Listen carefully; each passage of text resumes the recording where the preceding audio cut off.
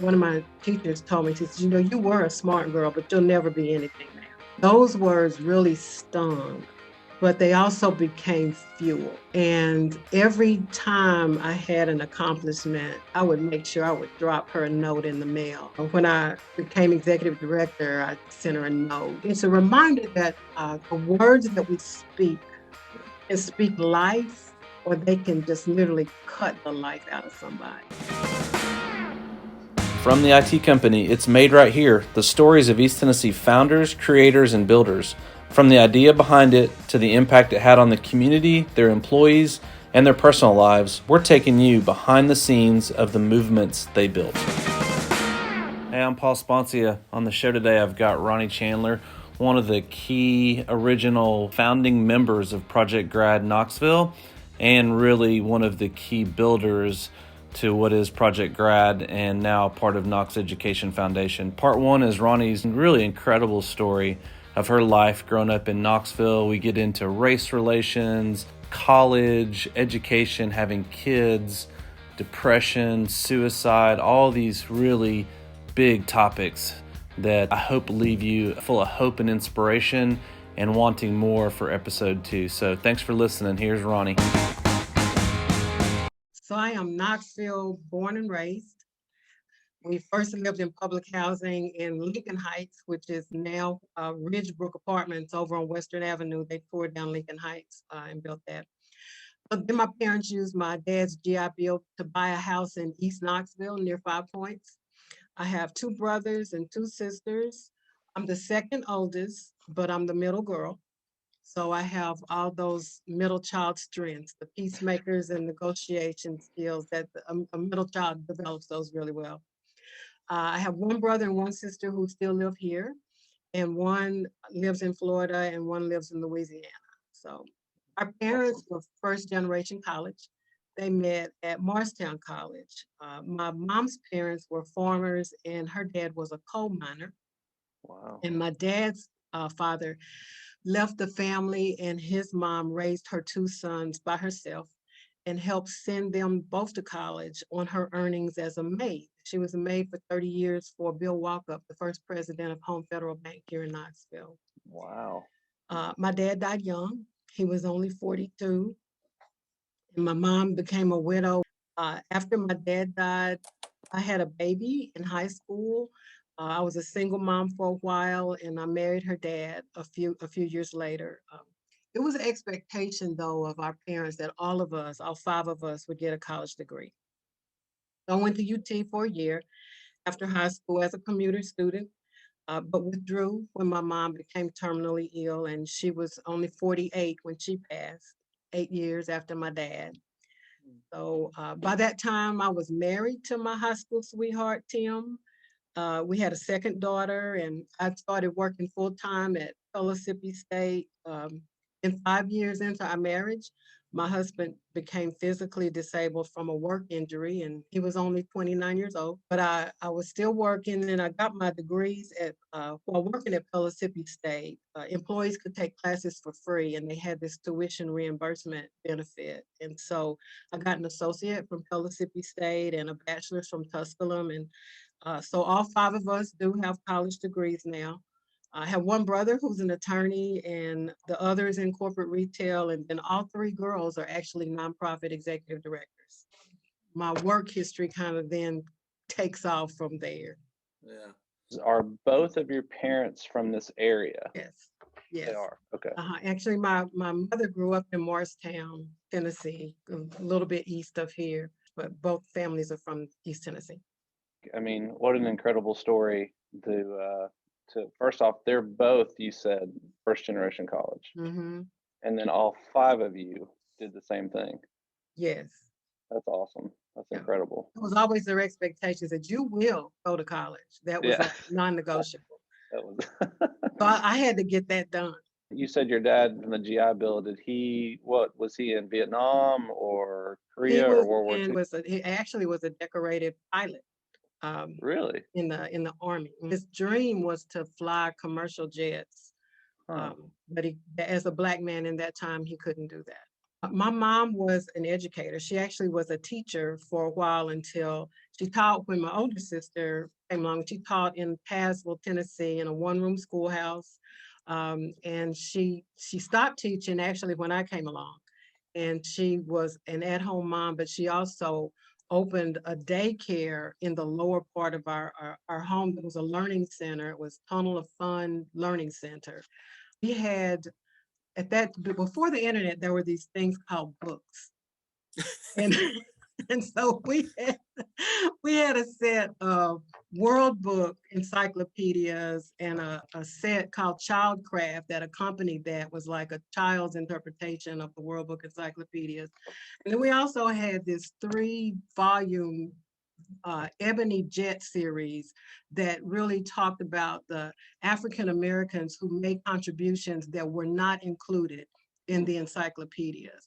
And so growing up in a family where education was priority really shaped me as an educator. I was born into a family of educators. So we were very fortunate to have um, the benefit of being able to be taught how to discourse switch. Hmm.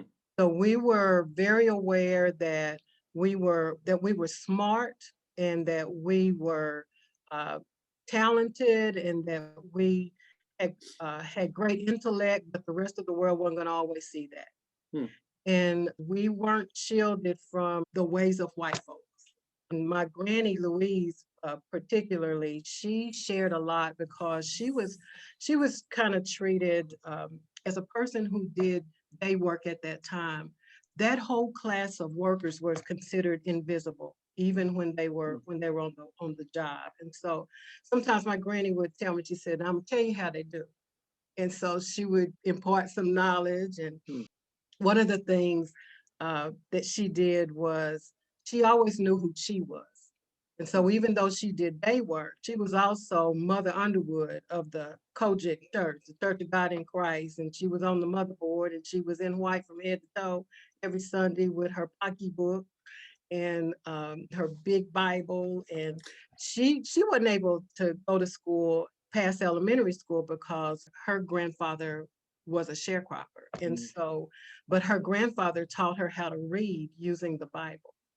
Wow. And so she knew the Bible inside and out. And there are people I still meet who were her Sunday school students when she was teaching, who still talk about the impact that she made on their lives. She consistently lived in authentic relationship with God before me. She believed in a God who would sustain, and we saw that in her life. And through her and passed on through generations to our family. Our family has 3 values: it's faith, family, and work well done. And we saw her live that out before us. And she also taught me lots of common sense life lessons. I remember one of the things she liked to do on Saturday mornings was to just go to like yard sales and thrift stores. That was like her thing. And so that's what we would do. Like even in my 20s, when I'd pick her up on Saturday morning. Some Saturdays she'd go with me. Some Saturdays she would go with my older sister. But in those moments, she just would drop wisdom. I remember one time she said, "Now, baby, everybody ain't gonna like you. And if they tell you that they do, know that somebody lying." She said, "But you do what you gotta do anyway." She loved unconditionally and sacrificially.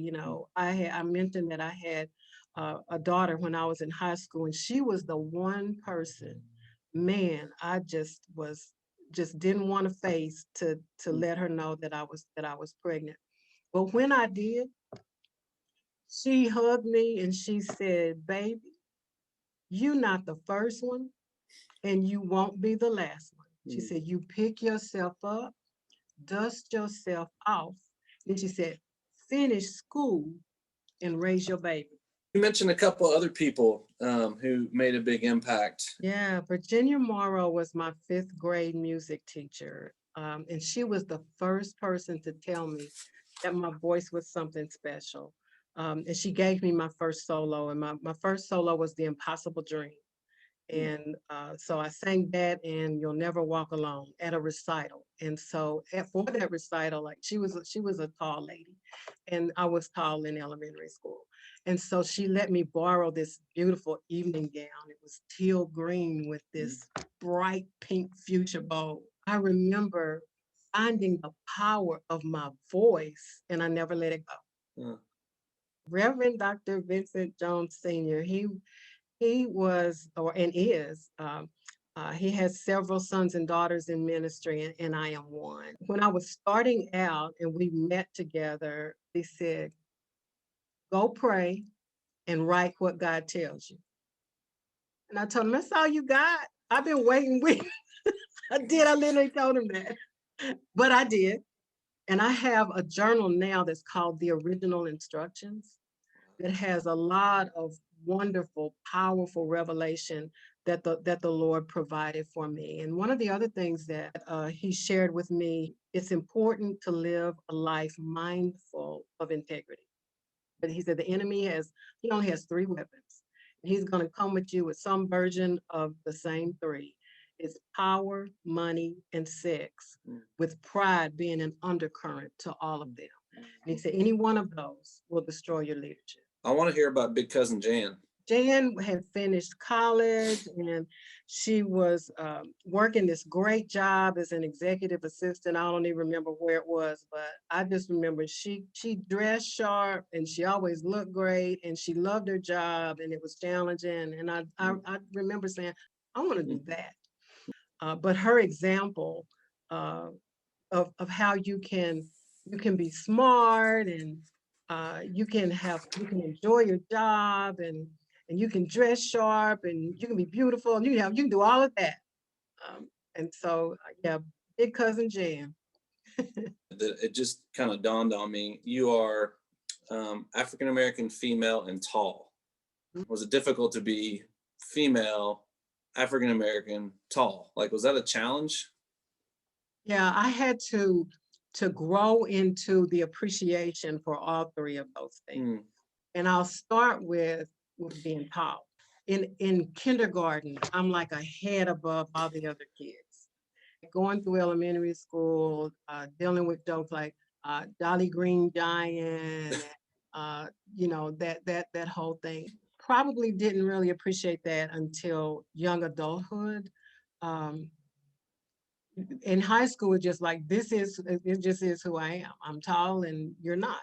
What I learned as an adult was when I walk in a room, I'm going to command attention whether I want to or not. So I learned to make the moment work for me. Learning to appreciate being Black came a lot with learning the history of the contributions and the struggle of a people. And within African American culture, we've had this struggle with appreciating that all shades of Black are Black. As a lighter skinned Black woman, I had to learn to appreciate my broad nose and my full lips, but I love those now because, those are features that connect me to a people that mean a great deal to me. I am a Black woman and I love that. And I say Black versus African American because when I say Black, I connect with my brothers and sisters all over the world. You said one of the most powerful things that I've ever heard you say. When I walk in a room, I'm going to command attention whether I want to or not. So I just made it work for me. I love that statement. Thank you for sharing that. That's powerful. That I think is an inspirational statement to people. I want to cover a topic that I think is super important, and I think it somehow meshes in with your personal and professional. You got pregnant in high school. In being pregnant in high school at that time was not nearly as acceptable as it is now. One of my teachers told me, she said, you were a smart girl, but you'll never be anything now. Those words really stung, but they also became fuel. And every time I had an accomplishment, I would make sure I would drop her a note in the mail. When I became executive director, I sent her a note. When I got my college degrees, I would send her a note. And it's a reminder that the words that we speak can speak life, or they can just literally cut the life out of somebody. Yeah. So that was painful, but it wasn't final. So I ended up graduating in the top 10% of my class with my daughter on my hip. After After I graduated from high school, I went to UT. I mentioned for a year till my mom got sick, and then by that time I started working. By that time, I also had my second daughter, Sparkle. Sparkle's life ended tragically and suddenly. I was at Pellissippi State working at that time. And that really is like my personal low. Mm. It was the unexpected death of my younger daughter to adolescent suicide a couple of months before her 13th birthday. No signs, no notes, a cheerful child, just suddenly gone, just suddenly gone. We hired a private investigator to try to figure out was there something going on at school or something with a friend or something. No answers. Never got any answers, and just had to make the decision to trust through that and to learn to live without answers. And I'll tell you, I am only sane today because of the grace of God. And so, my faith really is the reason that we were able to hold on through that time. Because it's hard to lose a child under any circumstances. It's the worst thing. It's the absolute worst thing. And I've been through a lot of things in my life, but that is absolutely the hardest thing that I've ever lived through. And there's this shame that comes with death by suicide that a family has to navigate through, and people speculate and make up stories for what they don't know, and there's this questioning of yourself that a parent does, that what did I not do? What could have I done? And just learn, just coming to a healthy place, had some Christian therapy. And I will tell anybody, don't be ashamed to get the emotional support that you need. And so just really realize that, as hard as that was a decision that she made. And sometimes our kids make tragically hard decisions, and some they can't come back from. And just have used that pain to minister to other parents who lose children under any circumstances, and in a special way for parents who experience the death of a child by suicide.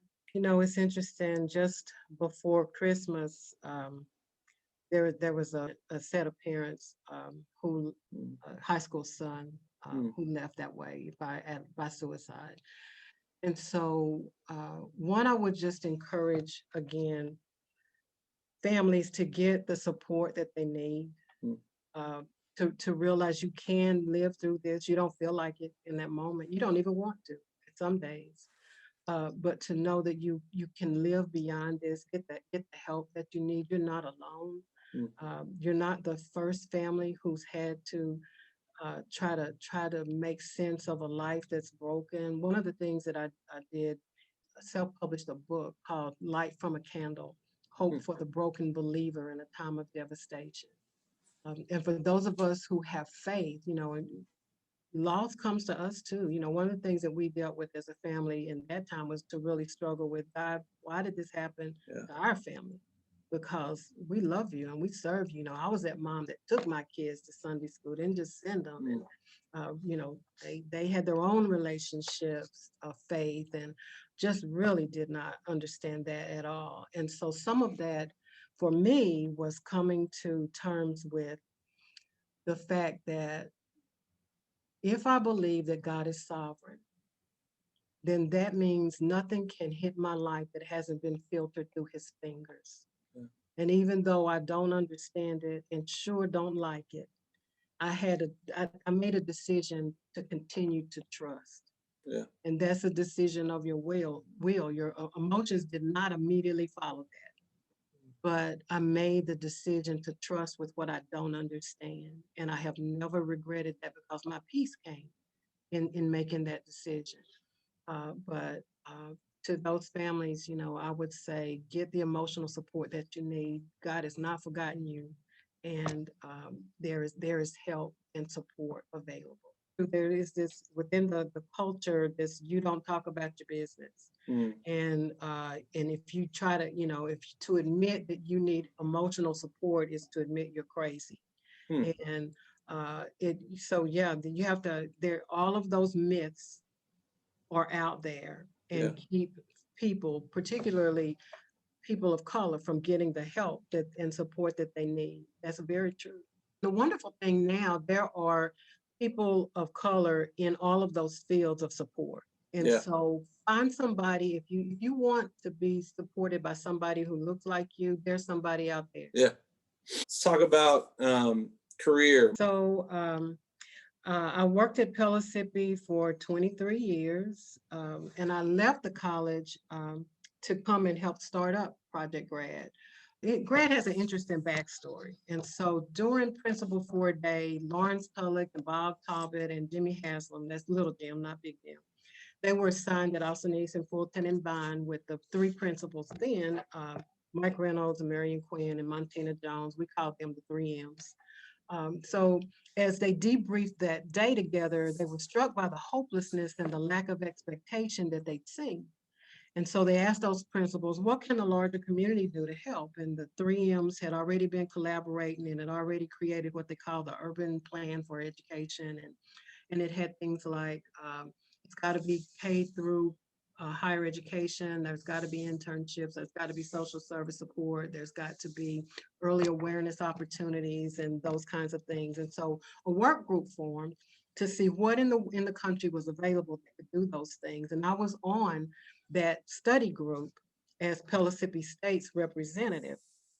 Mike Reynolds was attending one of the best schools in the nation kind of conferences and literally wandered into a session called Project GRAD that was presented by Project GRAD Houston, which is the first grad site in Houston, Texas in 1988. And they still exist today. And so we started looking more closely at the GRAD model, and it really did fit that urban design for what was needed for the center city. And so we sent some groups to look at it in action in Houston and formulated a proposal to bring GRAD to Knoxville. And so ultimately a proposal was presented to the school board to begin this Knox County Schools Project GRAD public-private partnership. And it was passed unanimously by the school board in a 9-0 vote. So the first contract was actually for 12 years because it was considered like this has got to be seen as it's not here today, gone tomorrow. So Yeah. people really buy in with the support that's needed for kids. And so the first executive director, Jerry Hodges, he was a Milken Award-winning Blue Ribbon principal from Kentucky who had retired early to Knoxville. And so he was the consultant that put together the proposal for the school board. And he came to see me and said, no matter what happens with who, I don't know if they're going to name me executive director or not, but we really need you to come to GRAD as the program director to help build this because you're from the community, you know the community, you love the community, and the community has a respect for your work. And so you really need to be the program director. So I was like, okay, I wasn't looking to leave Pellissippi State. I loved Pellissippi. At that time, we had just opened Magnolia campus. And I was working with Dean Tillman as the director of community outreach and engagement and loving it. And wasn't looking to leave. We'd just been open like a year. And so, but I went home, I talked to Tim about it, we prayed about it, and I knew that it was divine assignment to make that move. Now, my friends in higher ed thought I had lost my mind because I've been there 23 years and this is a startup. It's like, how's it fun? I said, don't know. It's a for profit, not it's nonprofit. You're gonna go to a startup nonprofit and you're 7 years from being able to retire young from Pellissippi. Are you okay? I told you it's divine assignment. I know that this is what I'm supposed to do. And that was episode 1 with Ronni Chandler. Such a great story, such an inspirational leader and woman in our community. I hope this leaves you wanting more for episode 2 as we get into the Project GRAD story and what's going on in just her life in the community and how Project GRAD got built and the impact it's making and the lasting impact it's making now, part of Knoxville Education Foundation. So stay tuned.